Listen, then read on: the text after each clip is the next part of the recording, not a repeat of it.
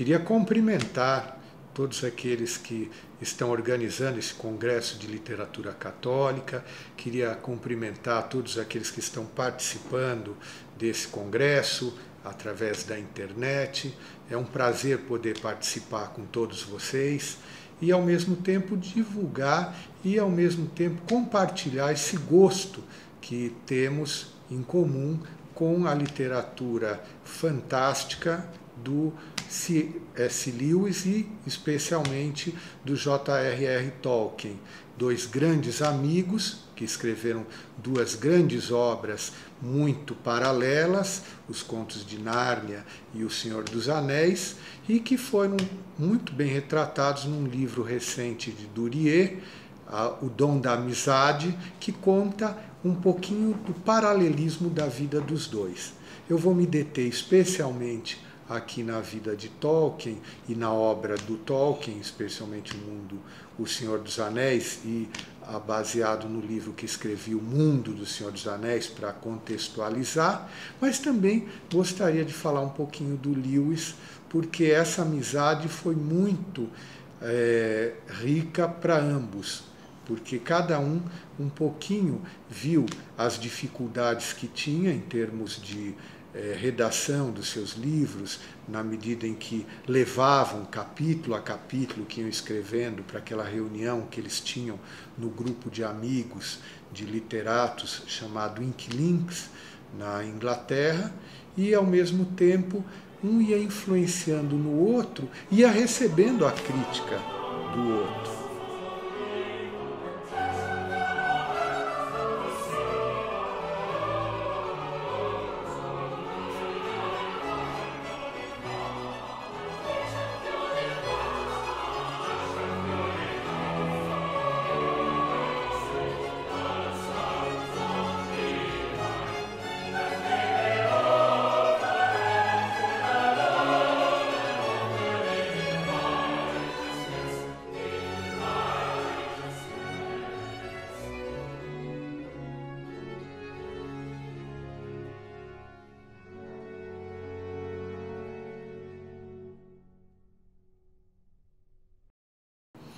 Pois bem, para começarmos, vou dar um toque um pouquinho pessoal a essa exposição.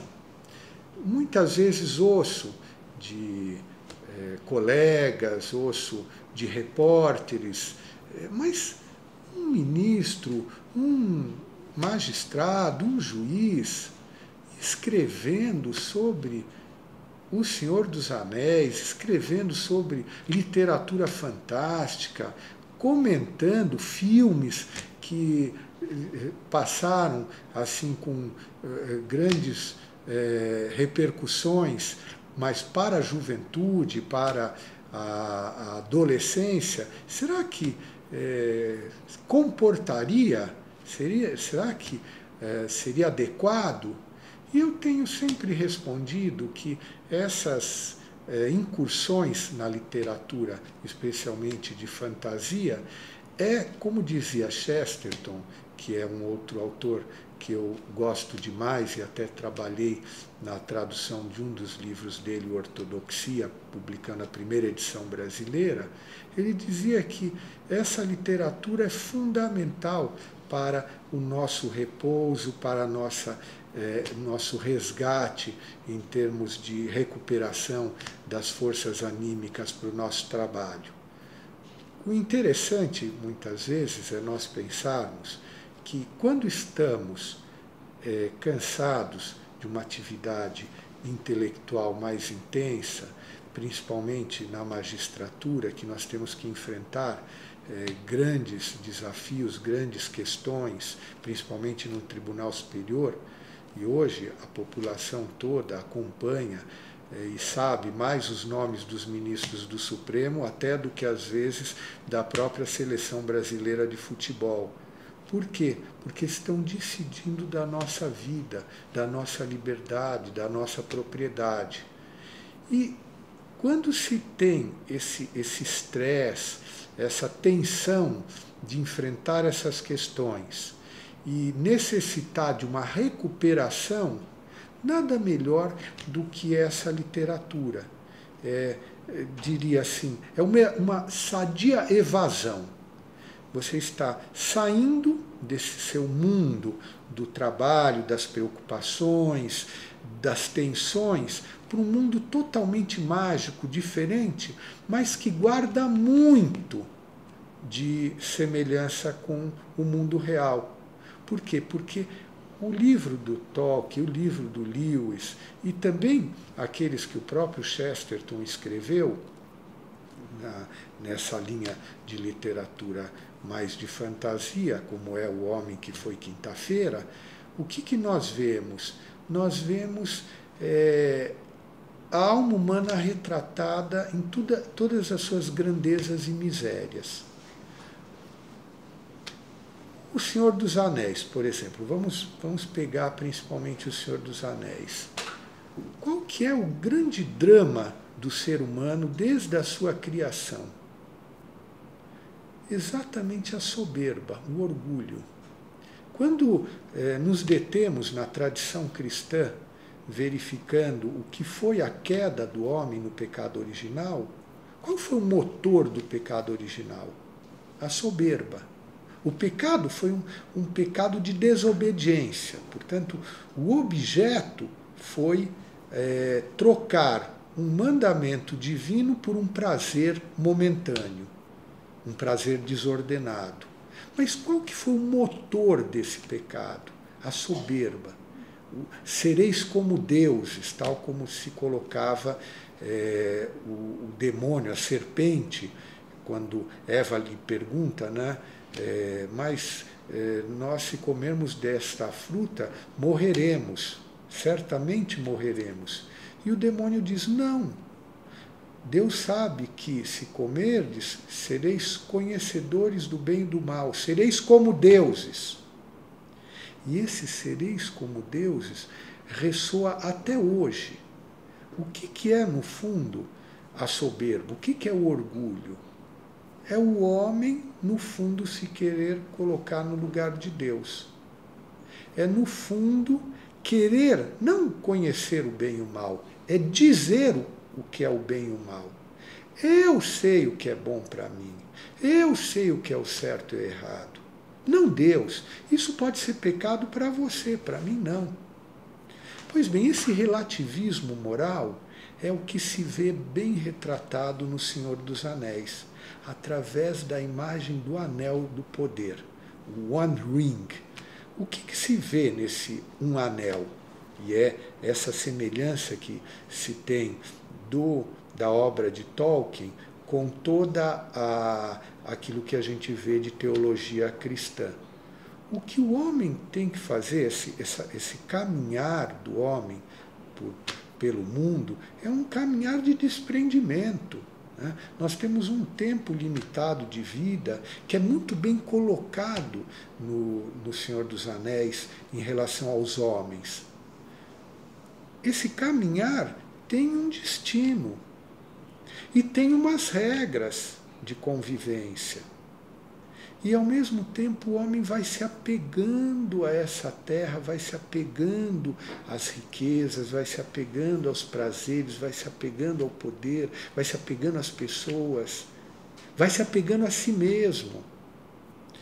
E exatamente o que ele procura mostrar é o poder de um objeto material, que representa o poder de ficar invisível, de ter uma ciência maior das coisas, é capaz de corromper o ser humano. O Sméagol, o Gollum, que é seria um hobbit que foi se corrompendo, ele é o retrato da alma humana quando se deixa apegar. Se nós formos ver, é uma pessoa totalmente possuída pelo anel. Em vez de possuir o anel, ele é que é possuído. Portanto, o que se vê, né, é toda a briga, toda a luta, toda uma saga em torno de um anel do poder, ou dos anéis do poder, porque existiam os anéis élficos, os anéis dos anões, os anéis dos homens. Os anéis dos homens corromperam totalmente os 9 reis, agora são meros espectros, já perderam até a sua aparência humana, além de ter corrompido toda a sua alma. Pois bem, essa visão do Tolkien, né, uma visão cristã de toda a saga dos Anéis, né, se perpassa por todo o Senhor dos Anéis, a sua visão cristã e o seu catolicismo. Nesse meu livro, O Mundo do Senhor dos Anéis, que talvez muitos de vocês que estejam participando conheçam, uma das coisas que eu me propus fazer foi exatamente pegar passagens que mostram claramente o paralelismo entre cristianismo e a mitologia que o Tolkien desenvolveu. É interessante, quando perguntaram para ele por que ele tinha, ou como que ele tinha desenvolvido as suas histórias, os seus contos, porque tinham começado como alguns contos para os filhos dele mesmo, que ele contava, ele disse assim, eu não vou pensando numa história e depois vou nominando os personagens. Primeiro eu penso nos nomes, e a gente vai vendo, né, os vários nomes diferentes, né, Fingolfin, Finarfin, Elwin, Arwen, Aragorn, né, Théoden. Pois bem, ele pensa no nome e a partir do nome sai a história. E é interessante nós vermos, né, como a própria vida dele, quando ele plasma, ele compara com dois personagens, Beren e Lúthien. Né? Lúthien era a esposa dele, Beren era ele mesmo. Pois bem, a história a partir de um nome. E, ao mesmo tempo, ele era um filólogo, então se entende que realmente os nomes, as palavras, eram muito importantes para ele. Mas o interessante é ele tentar fazer alguma coisa que a Inglaterra não tinha. Ele dizia, os gregos desenvolveram a sua mitologia. Os romanos aproveitaram muito da mitologia grega e fizeram a sua mitologia. Os nórdicos tinham a sua mitologia com seus deuses. Pois bem, eu gostaria de desenvolver, de criar uma mitologia inglesa. O Senhor dos Anéis, o Silmarillion, Contos Inacabados de Númenor, o Hobbit, estão dentro dessa saga que desenvolve exatamente uma mitologia inglesa, mas com uma característica assim muito marcada. Qual é essa característica? É uma mitologia cristã.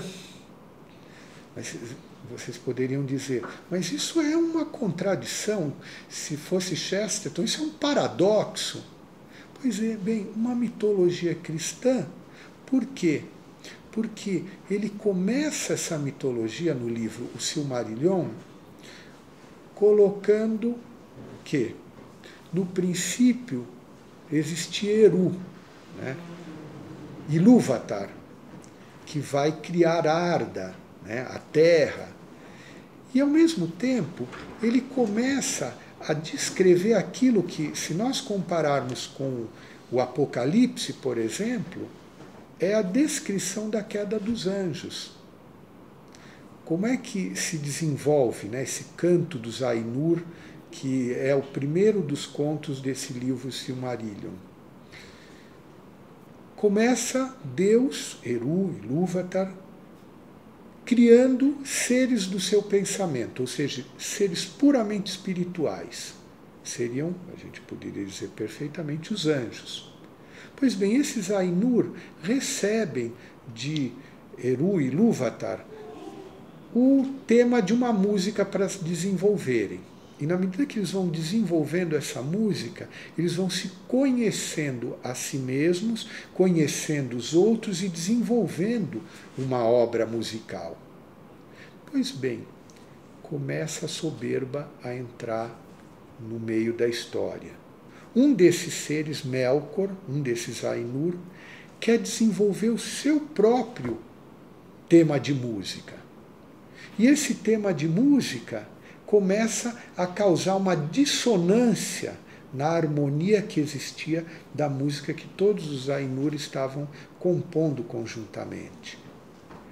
E aí nós vemos, assim, bem retratada a queda dos anjos, porque muitas vezes nós nos perguntamos por que houve anjos que seguiram a Lúcifer, aquele que era o anjo de luz. Lúcifer, anjo de luz, era a criatura mais bela entre os anjos que Deus tinha criado. E por que ele, primeiro, se corrompe e depois leva tantos a se corromperem?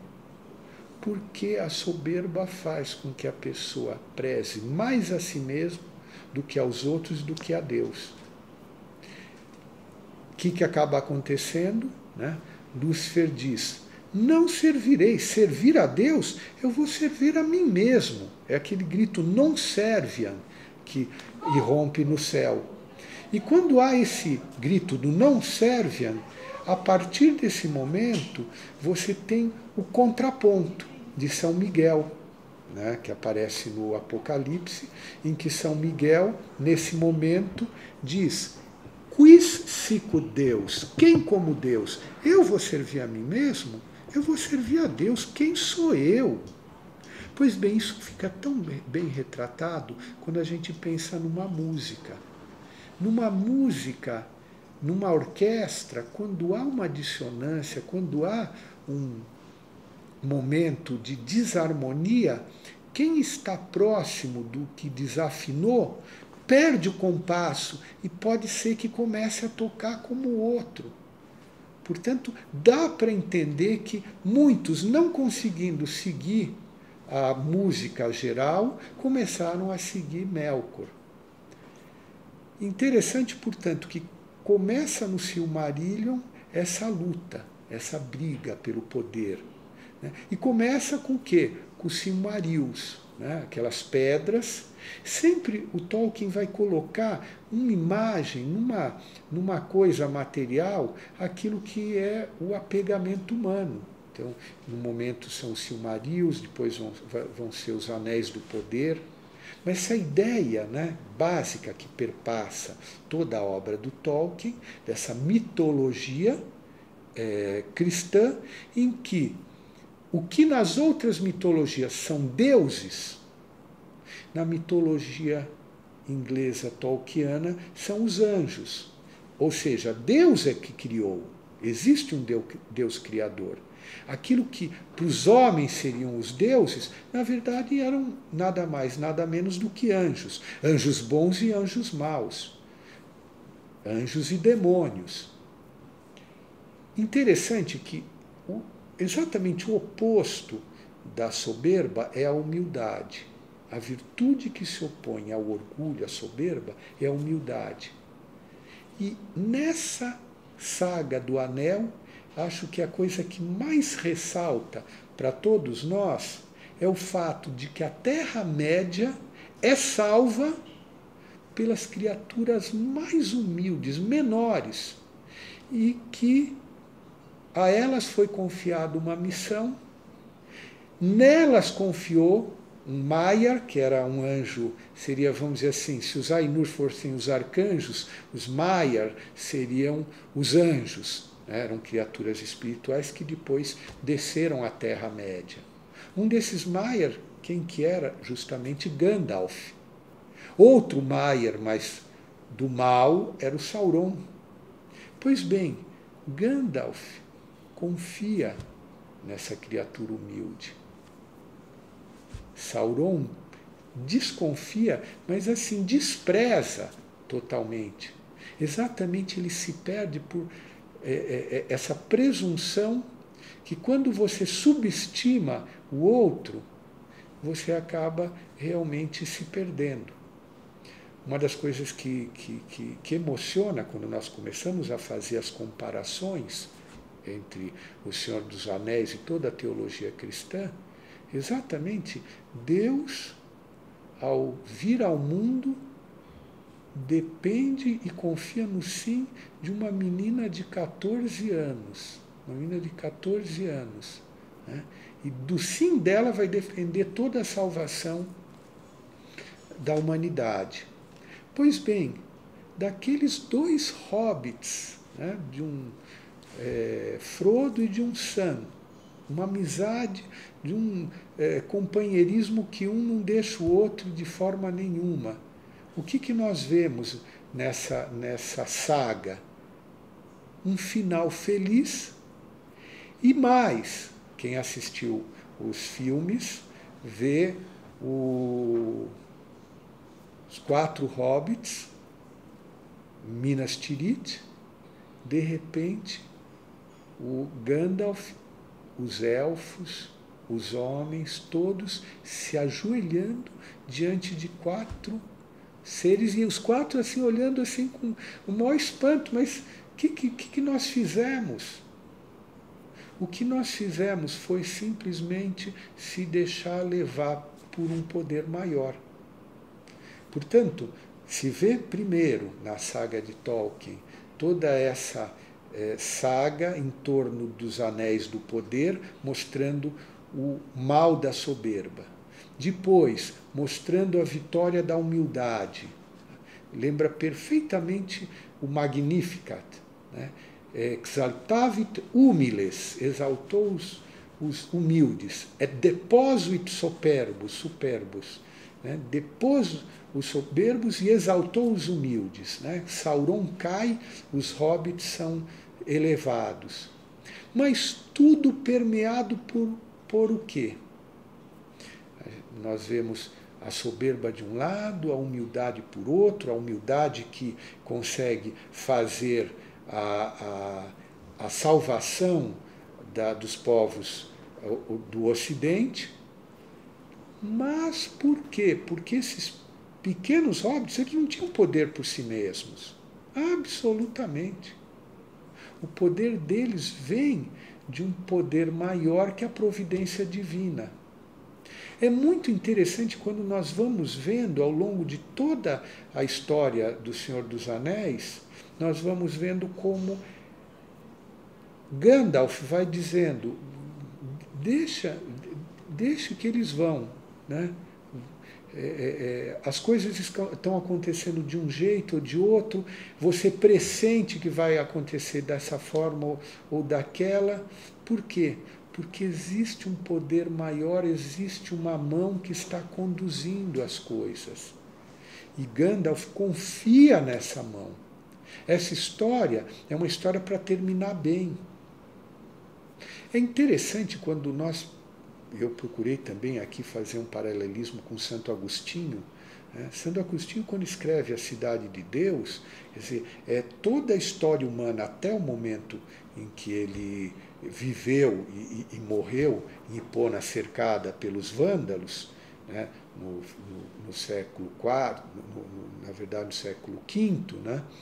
Pois bem, Santo Agostinho, vai mostrando como existem 2 histórias paralelas que convivem, uma visível, uma invisível.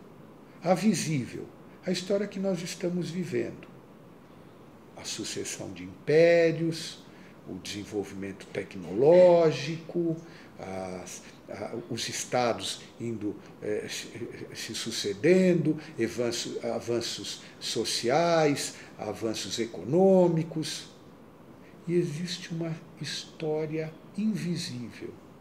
Como ele dizia, a cidade dos homens, a cidade de Deus. A cidade dos homens construída com pedras, e a cidade de Deus construída por pedras vivas, que são cada uma das almas que se vão santificando, que se vão salvando, até chegar um momento em que nós teremos a Jerusalém Celestial. Quer dizer, terminou essa história. Pois bem, no Silmarillion, o que se vê? Tolkien falando dessa música que foi composta pelos Ainur, e que depois foi plasmada numa história materializada na Terra-média, com todos os seus personagens. Pois bem, a história humana também tem esse plano divino e que o homem não consegue desmontar. Deus recompõe depois tudo. E, vamos dizer assim, aquilo que saiu errado, na verdade são as sombras de um quadro. Não existe um quadro totalmente branco. O quadro sempre tem os seus momentos, né, de traços mais escuros, com as suas sombras. Pois bem, assim se desenvolve toda a saga do Anel. Você vai vendo as coisas acontecerem e, na verdade, quando o próprio Frodo, e conversando com Gandalf, reconhece, e ele explicando o Frodo para o Sam, que não convinha matar o Gollum, por mais mal que ele estivesse planejando, por mais mal que ele tivesse feito, porque o Gollum teria um papel que eles desconheciam, mas para realizar. E foi realmente ele que acabou conseguindo fazer com que o Frodo se desprendesse totalmente do anel. Não voluntariamente, com a ajuda do Gollum, que arrancou o anel.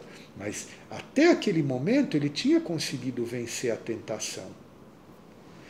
Todos nós, essa é uma das mensagens interessantes do livro, todos nós temos os nossos anéis, aquilo que a gente está apegado, e nós temos que nos desapegar. E é interessante quando, até fazendo uma comparação, às vezes eu costumo fazer essa comparação, se nós pensamos, por exemplo, nos religiosos. Os religiosos fazem 3 votos, né? Pobreza, castidade e obediência. Pois são 3 patamares de desprendimento. A pobreza, nós nos desprendemos das coisas materiais. Na castidade, nos desprendemos das pessoas. Mas, na obediência, nos desprendemos de nós mesmos. E muitas vezes eu estudei um colégio jesuíta, o São Luís, lá em São Paulo, e eu lembro quando um sacerdote de lá, ao se despedir de nós, ele dizia: vocês pensam que para nós religiosos o que custa mais é a castidade? A obediência custa mais. Por quê? Porque muitas vezes nós podemos nem estar apegados, né, a uma pessoa, a uma coisa, mas estamos ligados, temos esse amor. Mas quando nos dizem, deixa esse colégio, vai para...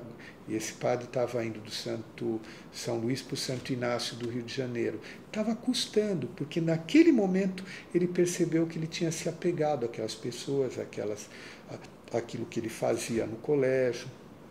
Portanto, todos nós temos os nossos anéis. Agora, é interessante ver como a própria Galadriel, o próprio Elrond, o próprio Gandalf, que cada um deles tinha confiado a si um dos anéis, dos anéis élficos. 2 deles, né, no caso concreto do Gandalf e da Galadriel, eles foram provados. Eles tiveram a possibilidade de ficar com um anel e venceram. Disse, não quero. Quando o Frodo ofereceu primeiro para o Gandalf, depois para Galadriel. E é interessante, né? Tem uma expressão que eu acho assim, muito impactante quando estava discutindo a tradução no Senhor dos Anéis em relação à tentação da Galadriel. O Tolkien diz assim, naquele momento que ela teve, né, a possibilidade, e no filme ela se mostra, né, como ela seria, né, e eu acho que o filme não mostra muito bem como ela seria, porque o Tolkien diz, naquele momento ela se tornaria insuportavelmente bela. Vejam, quer dizer, ela cativaria todos, né, com a sua beleza, com o seu poder, mas seria um jugo insuportável. Por quê? Porque já não seria o jugo do amor, o jugo da doação, seria o jugo dos grilhões, de manter todos sob o seu controle, sob o seu poder. E ela mesma diz que vence essa tentação. Pois bem, nós temos nesse livro do Tolkien, O Senhor dos Anéis, muitos exemplos como esse de verdades da doutrina cristã que são apresentadas por ele. Outro exemplo que nós podemos citar, e aí eu reconheço que é uma visão muito pessoal, né? Podem até chegar a dizer que já está um pouco forçando a barra. Mas vejam que interessante. Quando os elfos dizem para os hobbits que estão, o que sobrou da Companhia do Anel e que vai prosseguir na missão de destruir um anel, o que eles oferecem? Um alimento que permanece durante dias, e eles ficavam impressionados, que era o lembas, o pão dos elfos. Pois nós podíamos dizer, o pão dos anjos, a Eucaristia, fica de alguma forma retratada na lembas, no lembas que era aquele alimento.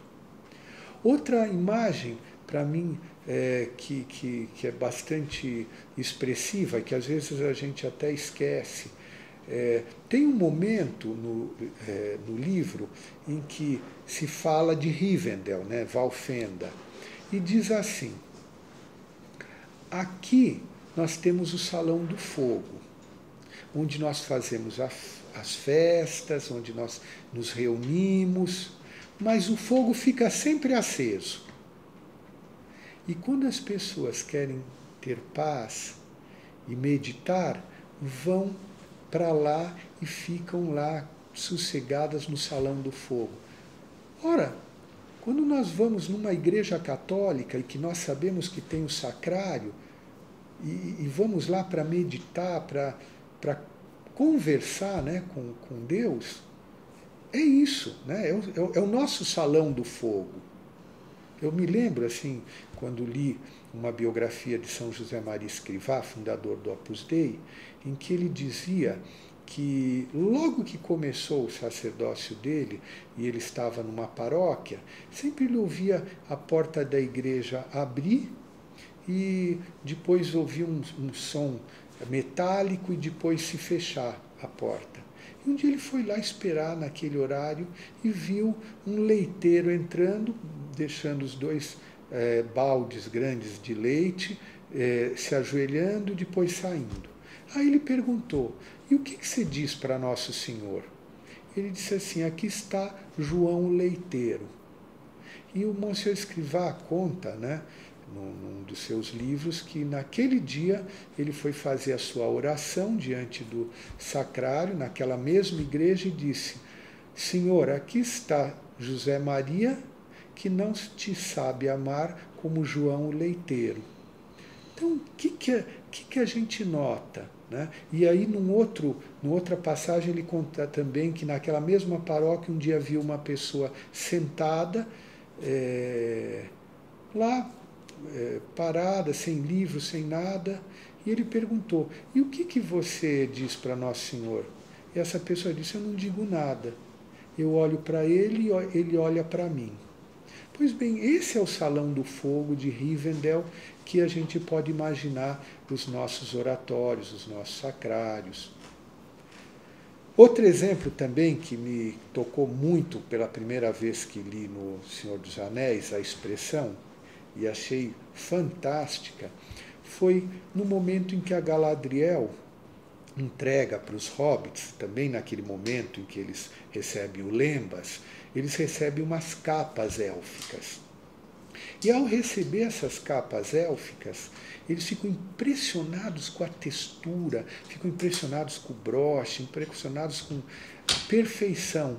E eles perguntam, né, um deles: mas como é que vocês conseguem fazer coisas tão belas? E a resposta que Tolkien coloca, né, a expressão na tradução portuguesa, é porque colocamos em tudo que fazemos o pensamento de tudo que amamos. É impressionante, quando eu li pela primeira vez esse trecho, mas eu vi tão claro todo o espírito, por exemplo, dessa instituição da igreja que é o Opus Dei. Santificação do trabalho, encontrar Deus no trabalho profissional. Colocamos em tudo que fazemos o pensamento de tudo que amamos. Portanto, quando nós realmente procuramos trabalhar na presença de Deus, quando nós procuramos trabalhar na presença de Deus e fazer tudo da melhor forma possível, o que acaba acontecendo? Nós realmente trabalhamos melhor, com maior competência, com maior perfeição humana naquele trabalho que nós estamos realizando. Portanto, uma das coisas que também nós vemos nessa obra de Tolkien, que é O Senhor dos Anéis, é essa teologia do trabalho. Nós vemos como os hobbits estavam dedicados como cidadãos comuns naquela sua cidade, procurando fazer o melhor possível e se divertir e fazer do simples, do corriqueiro, do cotidiano a sua alegria e contar as suas histórias. Portanto, o que mais me impressiona em toda a obra de Tolkien, e aqui eu poderia enumerar muitos mais pontos de paralelismo entre o cristianismo e o próprio toda a obra de Tolkien, nós podíamos ir aqui falar um dia inteiro. Mas, para já irmos concluindo, eu gostaria de comentar um pouquinho o que foi a influência de um no outro, C.S. Lewis e Tolkien. O Lewis ele fazia as suas críticas ao Tolkien e ia sugerindo muitos temas, muitos não tanto personagens, mas circunstâncias, situações. E a obra de Tolkien acabou influindo o Lewis. Só que vejam que interessante. O Tolkien, toda essa visão cristã, ela estava muito subjacente, tenuemente colocada. O Lewis, principalmente a sua obra As Crônicas de Nárnia, você vê claramente, se eu tiver que fazer algum paralelismo do Aslan, por exemplo, é com Jesus Cristo. Morre e ressuscita.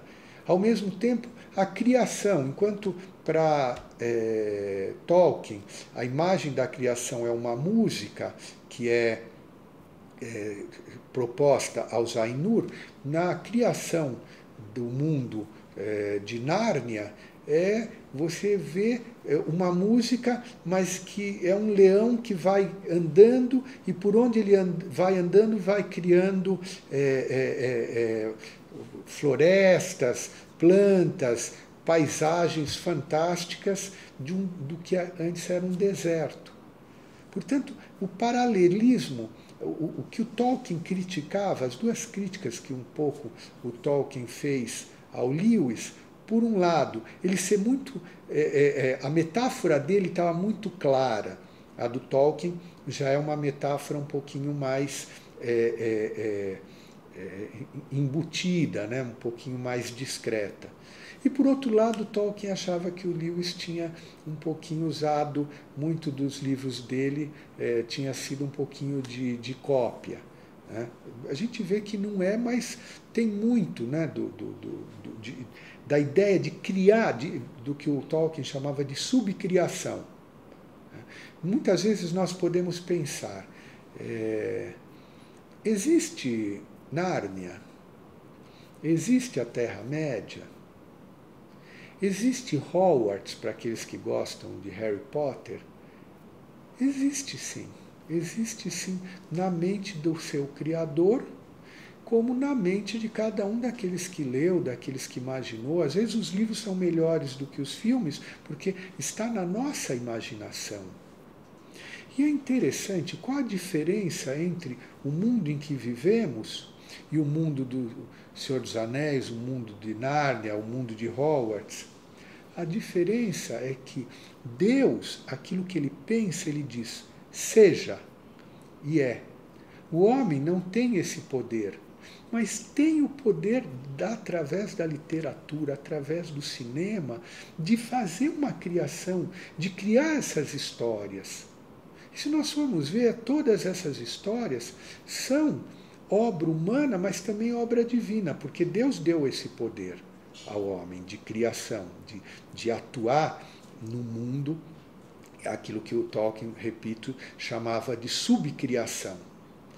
Portanto, eu concluo nessa, vamos dizer assim, análise muito perfunctória, muito simples, muito rápida da obra do Tolkien, que realmente, quando nós paramos para ler O Senhor dos Anéis, quando nós paramos para ler os Contos de Nárnia, nós descobrimos um mundo que é paralelo ao nosso, mas que nos enriquece muito mais, porque nós vemos plasmada a alma humana e vemos as tentações e misérias a que somos submetidos, mas também a grandeza a que somos chamados.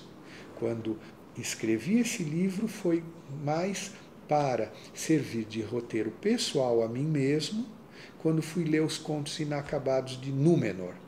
Eu percebia que tinha que reler todos os outros livros, tinha que ter um resumo de todos os outros livros para poder inserir nele esses contos que completavam passagens. E ao mesmo tempo deixei nas sinopses, para aqueles que já leram o livro, às vezes a gente quer reler, não tem tempo para reler. Reler uma sinopse, parece que você vê todas as aventuras de novo, você vai lembrando. E é muito bom. Quando, para mim que sou católico, quando todos os dias eu rezo o terço, e aqueles mistérios do dia eu rezo, e alguns eu contemplo, relembrando, eu sempre penso, eu estou relembrando, abrindo um álbum de família e relembrando a história.